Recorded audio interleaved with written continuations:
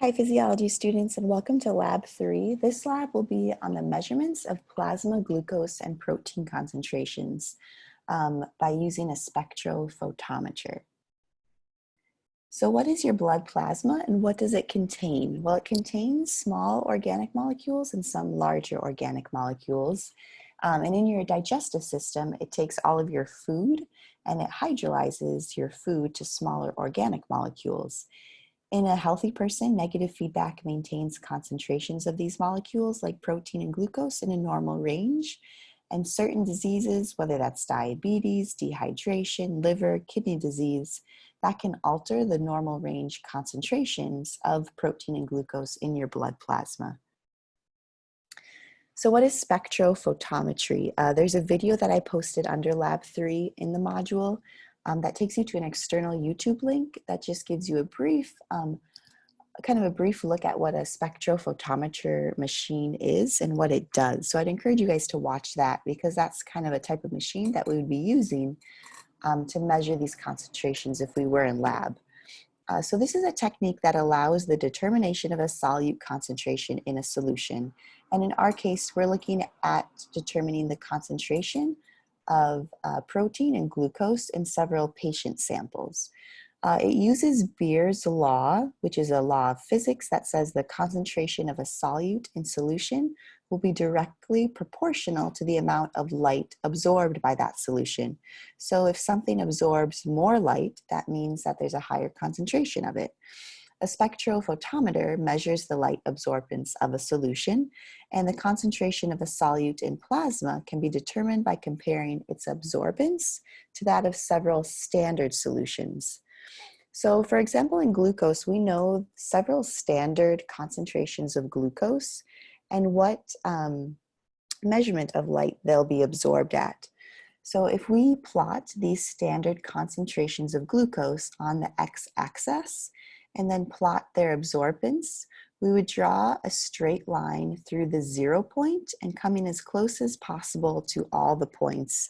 The line might not touch every curve, but what we're doing here is we're creating a standard way of measuring other samples of glucose in different people. So for example, this is our standard glucose concentration. So if someone comes in and has a standard glucose concentration in their blood plasma at 50 milligrams per deciliter, that will be absorbed by the spectrophotometer at 0.12. So what we'll do here is we'll get other samples from patients that will give us their light absorbance, and we can plot out, let's say that someone comes in with a light absorbance of 0.35. So what we would do is we would take this dotted line of 0.35 absorbance, take the dotted line across until we get to our kind of line of our straight line that runs through the 0 point.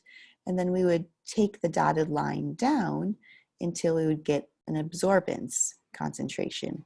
And the concentration then of this sample person would be about 150, maybe 140 milligrams per deciliter. So again, in order to use this standard graph, we would get light absorbance samples from other patients, and then we would plot out a specific patient's light absorbance. And again, this is showing you an example of 0.35. Take it over on the dashed line and then take it down, and we know that person would have a glucose concentration in their plasma of about 150. So we can do this for several patients, and this is something you'll be doing in your lab. You'll have to graph out a chart, a graph that looks like this. So the measurement of plasma glucose concentration. Glucose is a primary product after carbs are consumed and digested. So sorry, there's a typo there, but glucose is the primary product. Once your carbs are consumed and digested, you get glucose. So blood glucose concentrations will rise after you eat. Insulin is then released from your pancreas to decrease blood glucose levels, and we'll learn how that happens in physiology. Skeletal muscle cells and liver cells take in extra glucose and store it as glycogen. If blood glucose falls, your pancreas will secrete glucagon, which is another hormone that breaks down glycogen into glucose and releases it back into the blood to increase blood plasma glucose levels. So we kind of get this circular control and homeostasis of normal blood plasma glucose concentrations. Insulin will be released to decrease blood glucose levels, and glucagon will be released to increase blood plasma glucose levels. Diabetes mellitus is inadequate insulin secretion. So if you're a diabetic, you don't have enough insulin being secreted for a variety of reasons. Either your cells in your pancreas are not secreting enough insulin, or your cells aren't responding to insulin that does exist. But either way, with diabetes mellitus and inadequate insulin secretion, will get very high blood glucose concentrations. So something normal, down here you see normal blood glucose is between 70 and 110 milligrams per deciliter. So diabetes mellitus would have anything extremely higher than that, over 110. An oversecretion of insulin would give you extremely low blood glucose, because remember, insulin lowers your blood glucose levels. So if we have too much insulin being secreted, we would have a blood glucose level below 70 or even lower. Measurement of plasma protein concentrations. Most of your plasma proteins are created by liver cells and secreted into the plasma. And you have 3 different types. Albumins transport chemical substances. Globulins transport chemicals. They help with blood clotting and act as antibodies. And fibrinogen also helps with blood clotting, another typo. They all help maintain osmolarity, and that's just the concentration of water and plasma protein in the blood. And a high protein concentration will hold water in the plasma, and this will cause dehydration, or dehydration could cause this. If you're dehydrated, your body will try to hold water in the plasma because it's trying to hold on to whatever it can. So that would lead to high protein level. So a high protein concentration will hold water in the plasma, and dehydration could cause this. A change in protein concentration will affect your protein functions and fluid balance. Low plasma protein levels usually are indicative of liver disease or other sort of infections. And this just means that more blood osmolarity and movement of water are going into the plasma. Spectrophotometry finds the concentration of proteins that have diffused out of cells with damaged cell membranes, and a specific reagent can interact with these specific proteins. If we were in lab, we would use this Biuret reagent. So we would take samples from patients, and we would just use the Biuret reagent to interact with the proteins. So this brings us to our lab report questions, and I'll take you through the lab report here. You guys will need to plot the plasma glucose concentrations in a graph using the standards to plot the concentration and the absorbance, and then you'll use these values to answer the lab report questions. I highlighted a couple things you should keep in mind here, so just come back to this. Diabetes mellitus will be indicative of a high blood glucose concentration, so anything over 110.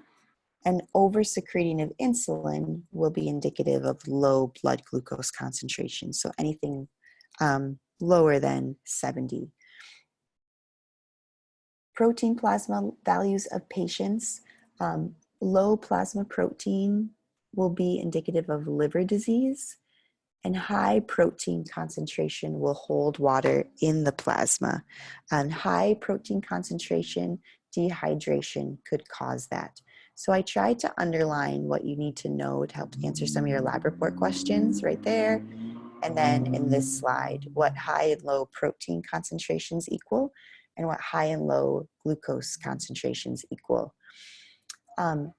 For the protein plasma values of the patients, I give you the protein plasma values of the 4 patients. If we were in lab, we would be using the spectrophotometer to find those values, but just write these down in your lab book for the protein plasma values. So with that, let's go ahead and look at your lab book. So this is the lab 3 that you can see in your screen. And you can kind of read through the introduction. That's basically what we talked about already.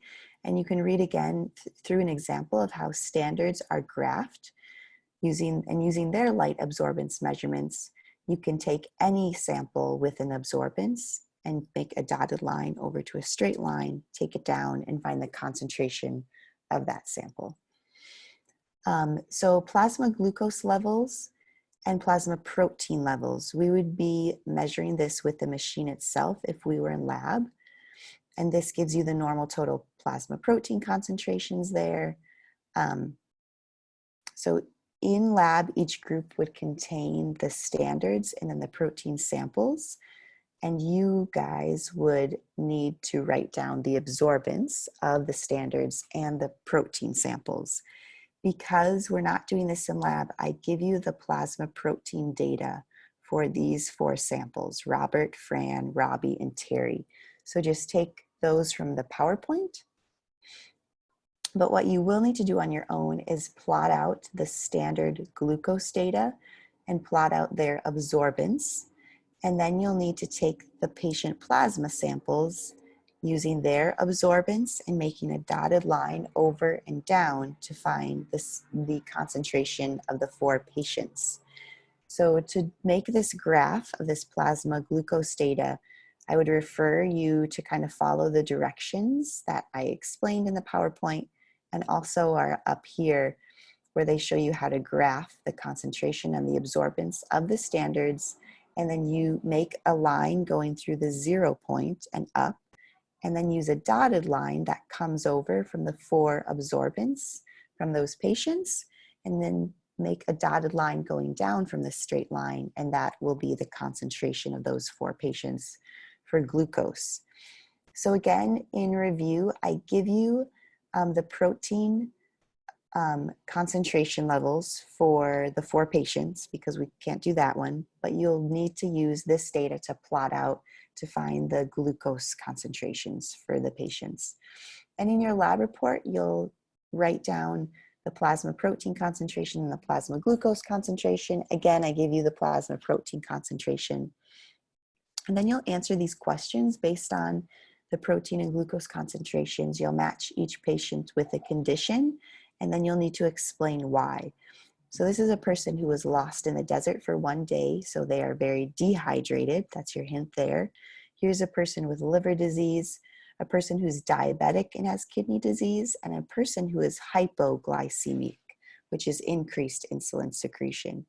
So you'll just match up each patient with their disorder based on what their concentrations were. And then there's a few lab report questions. So please let me know if you have any questions with this. There is graph paper below that you guys can print off, but if it's easier to just make your own graph, that's okay too, because I know the formatting for this lab book is not the best.